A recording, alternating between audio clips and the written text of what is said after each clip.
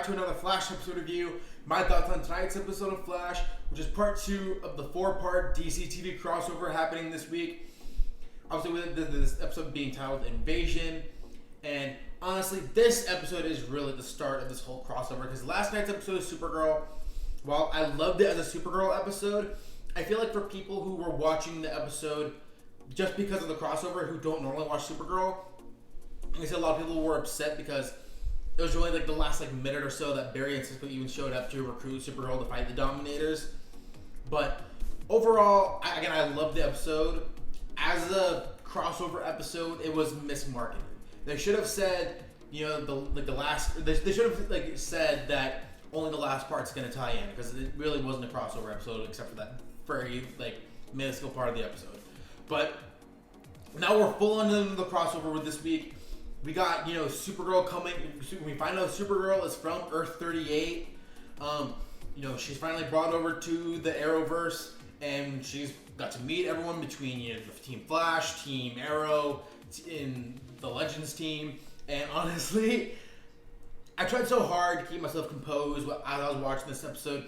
It was so much fun, and it felt like a longer episode than it was, which to me is a good thing, because between everything going on, all the main storyline, I'm trying to, first of all, just seeing so many heroes in one place, year after year, these crossovers get me more and more excited. Which means next year, I don't even know what the hell they're gonna do. If there's gonna be a 5th DC show or whatever, because this is the first time we've had so many people from so many different shows within a single episode.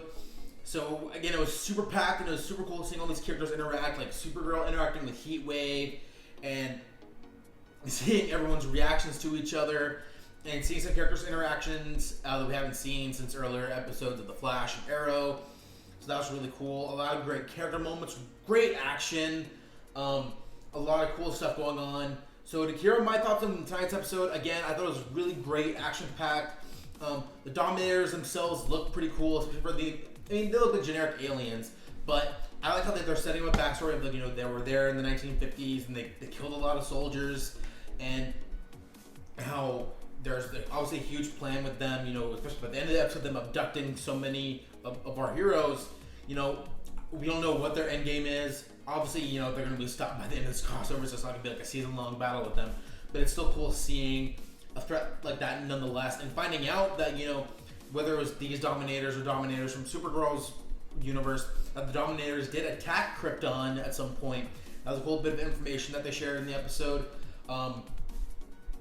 One of the things I loved about this episode was, we see Barry, we see Barry struggle a lot, and he's really down on himself a lot in this show. And that can be a little problematic sometimes. And Cisco brings up in this episode, just because Barry's guilty doesn't mean it's going to change anything. And Barry's guilt was a focus in this episode because, Barry has, ever since he came back from Flashpoint, he's felt the guilt of changing so many lives that he didn't necessarily mean to change. With, Sarah Diggle being gone and being replaced by John Diggle Jr., with Cisco's brothers Dante being killed, and things like that. And when we find out, that's essentially what the message was that was left by future Barry in Legends of Tomorrow that Martin and Jax had found, and finding out what that is, and then Barry ultimately telling everyone, because of Cisco, that, he was responsible for all these changes, and everyone was mistrusting. And Sarah brought up the point that, because, she deals with the timeline, and that's part of what her duty is as a member of the Legends team, that, they can't change the timeline like that. But at the same time, in Legends of Tomorrow, every other episode, they have Damien Dark, Sarah's trying to kill him. So that's where it's okay, really, Sarah, you're kind of being hypocritical there. I mean, I understand her point, nonetheless. It's just she's you tried to kill Damien Dark several times, so don't talk as if you're all high and mighty because you made the exact same mistakes. And speaking of that, I think one of my favorite scenes in this episode was when when Oliver and Barry were in the time vault, and Oliver was telling Barry, hey, all of us would have made the same decision if we were in your shoes. Everyone's coming from a place of judgment and kind of hate towards Barry because of what he's done, that, no one thinks to put themselves in Barry's shoes and what they would do in that situation. And Oliver says, and kind of reminding us as an audience, Oliver saw his dad get shot in the head, shoot himself in the head to save Oliver's life. He saw Deathstroke stab or drive a sword through his mom's heart in front of him and Thea. And obviously, in an instant, Oliver would want to change that, and he would have done what Barry did. So he's reminding Barry that Barry isn't a god, and that Barry, that everyone makes mistakes, and you just have to live with those mistakes and move on. And yes, Barry has been constantly reminded of that. But just hearing that from Oliver, and because I don't review Arrow anymore, it's kind of weird talking about Oliver again. But Oliver, he has grown as a character. He's definitely not the kind of the heartless guy he was when he first came back from the island. So having that bit of wisdom and coming from seeing him finally kind of open up emotionally, especially to Barry, and Barry's moment of self-doubt and grief, and because Barry has changed the timeline so many times now, he even changed that newspaper that originally Iris wrote, and now it's some Julie Greer person. That I understand where Barry's coming from, but Oliver in that moment, I really liked his speech to Barry, reminding Barry that again he's not a god, and that people would have made the same decision that he made in that moment. I thought that was a great moment for the two of them. And there's a lot of cool character moments in this episode. Cisco, I understand where Cisco's coming from in this episode. With being upset with Barry and not to be just openly be like, oh hey, everything's fine. I mean, my brother's dead because of you, so we're just gonna act like everything is okay. But at the same time, Cisco doesn't have to be so petty. I mean, you can be upset with someone, but don't just be like, just the way Cisco is being very immature about it. Barry is still Barry's still doing his best to make things better as much as he can. And Cisco, while he says he's putting aside his personal issues with Barry for the mission, he's still being petty. He's still having issues with him. So that's what's like, okay, Cisco, backtracking. But yes, you lost your brother. That sucks. I know how that feels. I lost my mom too. So I come from a place of understanding in that moment. But at the same time, it's like, dude, he didn't mean it. It's not like he was the one who was responsible for your brother's death, like in a direct way. Like, it was a mistake and it was an accident, and he has to understand. I think Cisco needs to understand that it's not like Barry did it on purpose. Yes, Barry made a selfish decision. They all have to live with that now. They can't just dwell on it forever. They're gonna have to deal with it at some point. At least I certainly hope they do. So I can understand where Cisco's coming from, but at the same time, it's like, dude, you need to. Barry's your friend. He didn't mean to do that, and it sucks. Your brother's dead. I get it, but you have to understand that things aren't gonna always be, okay, and you have to just accept that things change and things happen that are out of our control. And with Barry changing the timeline again, and Barry, having to deal with living with those mistakes, that Cisco's gonna have to live with those mistakes as well, and he can't always be mad at Barry. So I understand that. Besides the character moments, I thought there were a lot of great moments in this episode. Just little Easter eggs for us fans. Of course, seeing the empty hall that was Star Labs hall that we DC fans know as the Hall of Justice. So hopefully they do something with that. But for the most part, what we saw was just kind of an empty airport hangar.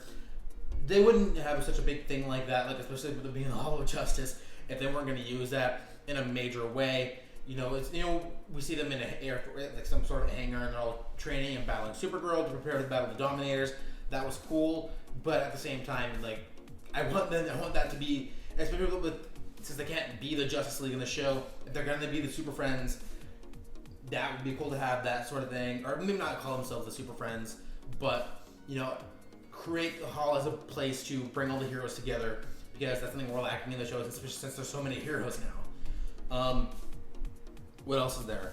I liked Wally's character development in this episode because we see Iris being so protective of Wally, and she absolutely does not want to see Wally as a hero, and kind of stepping into the same shoes that Barry stepped into when he first became a speedster, and that Wally is a little more reckless, and she doesn't want to see Wally go down that path. And Wally comes from places like, well, we were brother or sister superhero team in Flashpoint, so what's changed now? So I understand where Wally's coming from, and Wally, I liked him coming in to save everyone he saved Oliver when they were dealing with, it was Oliver and Barry versus everyone else, because everyone else was mind controlled by the Dominators, and Wally in that moment. And I'm obviously looking forward to seeing Wally as Kid Flash. So in this episode, I'm glad they featured him heavily in this episode, even with everything going on, because there have been past crossovers where main characters from the show are kind of sidelined to focus on the heroes and the crossover. So I'm glad they included Iris. You know, if you guys know, if you guys have been watching my videos for any period of time, you guys know Iris is like one of my favorite characters in the show. So having her featured in the crossover and being able to interact with some of the heroes, I really enjoyed seeing that. And seeing featured characters in the Flash, even though it is a Flash episode and they've been featured in crossovers before, I'm glad that they're featured more heavily this time around compared to past episodes or past crossovers.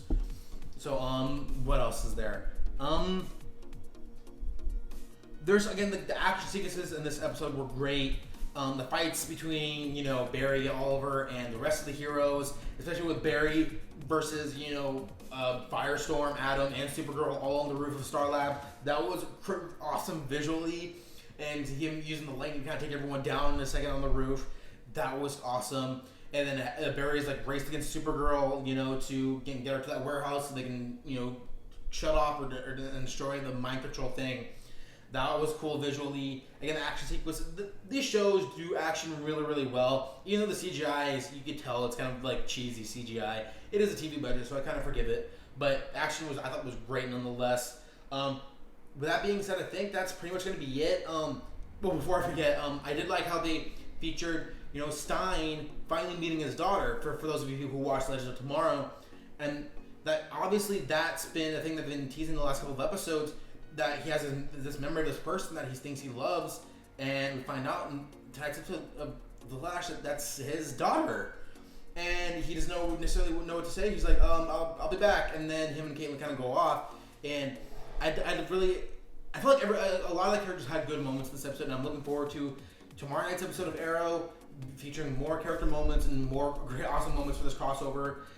I think this was the better installment of the crossover so far. Yesterday, again, I liked the Supergirl episode. As a Supergirl episode, as a crossover episode, it was mismarketed, and I understand why people were let down by it. But this was a great episode for the crossover, seeing so many heroes and Easter eggs, see the Hall of Justice, seeing all the heroes again all together in one place, having great character moments between Oliver and Barry, and just seeing everything together. It was just great, and I'm excited to see tomorrow's 100th episode of Arrow, which is going to bring back, and I guess like a dream sequence kind of thing, bringing back Oliver's parents and Laurel and Deathstroke apparently. So we're gonna see how that goes, and it's gonna be weird reviewing Arrow again, something I haven't done since they killed off Laurel Lance. But I'm doing it for the crossover. Maybe I'll continue doing it. Who knows?